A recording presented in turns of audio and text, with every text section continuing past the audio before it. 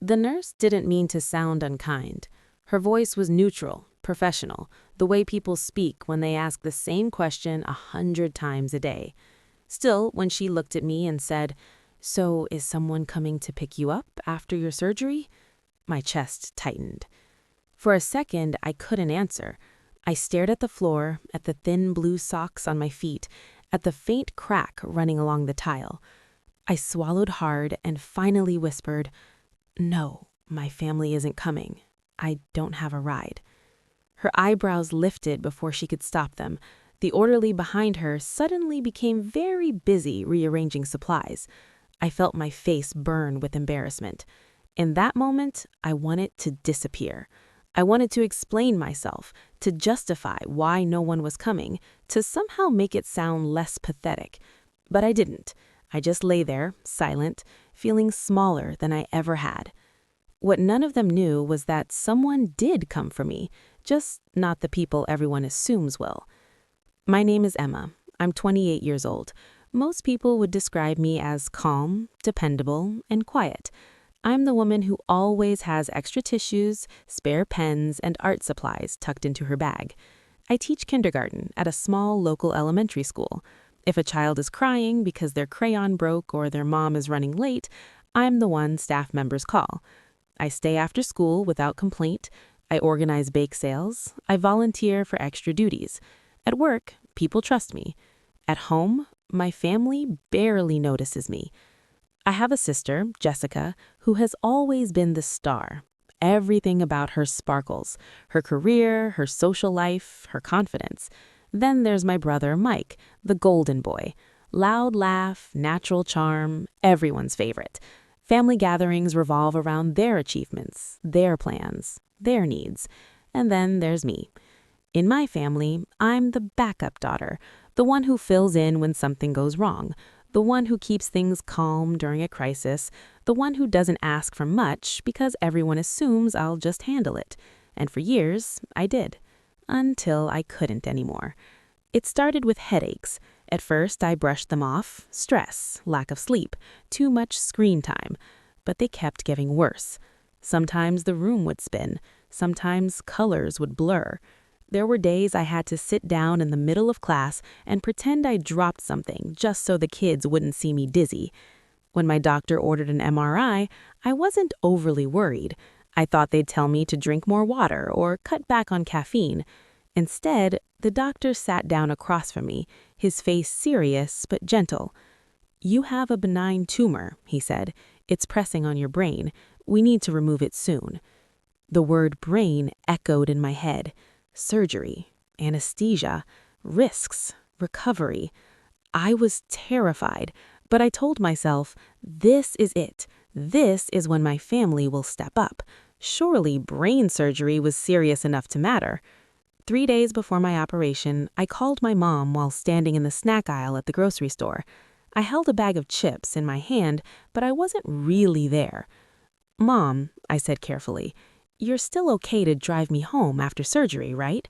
The hospital needs someone responsible."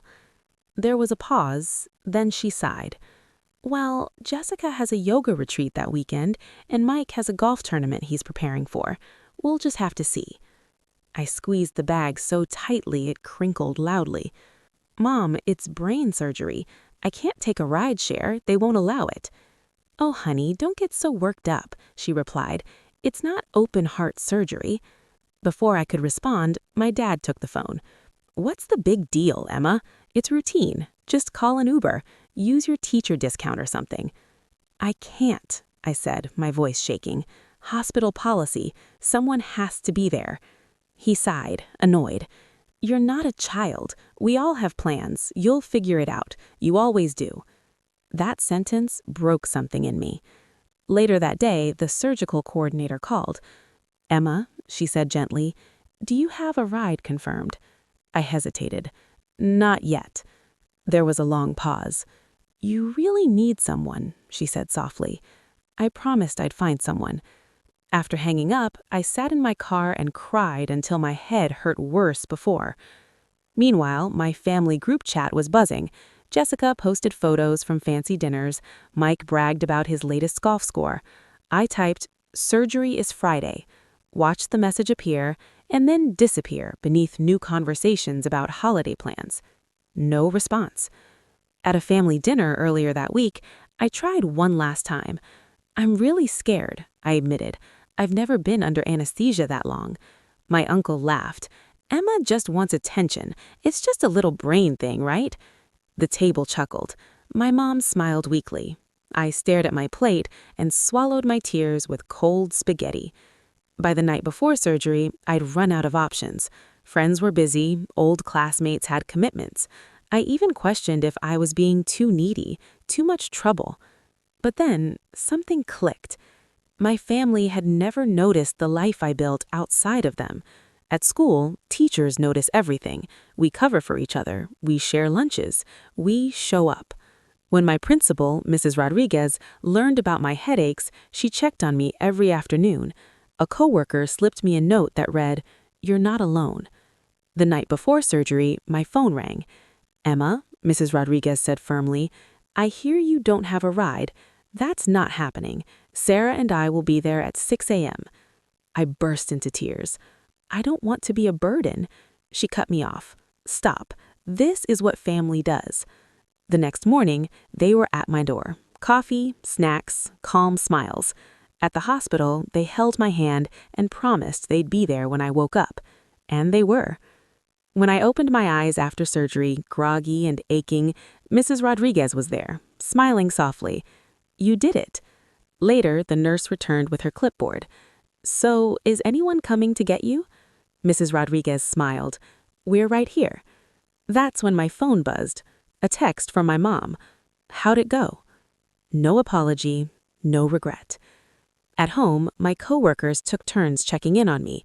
They brought soup, helped me walk, sat with me when the pain flared. For the first time in my life, I felt truly seen. Days later, I video called my family. They were together, laughing. "You look fine," my mom said. "See, we knew you'd handle it." I smiled calmly. I did, with people who showed up. My dad finally asked, "Who are they?" I said, "They're my family, the kind who don't leave when things get hard." They sent flowers later, called more often. I accepted it, but I never begged again, because I learned something that changed my life forever. Family isn't about blood. It's about who shows up when you're scared, hurting, and vulnerable. And sometimes, the people who save you are the ones you least expected.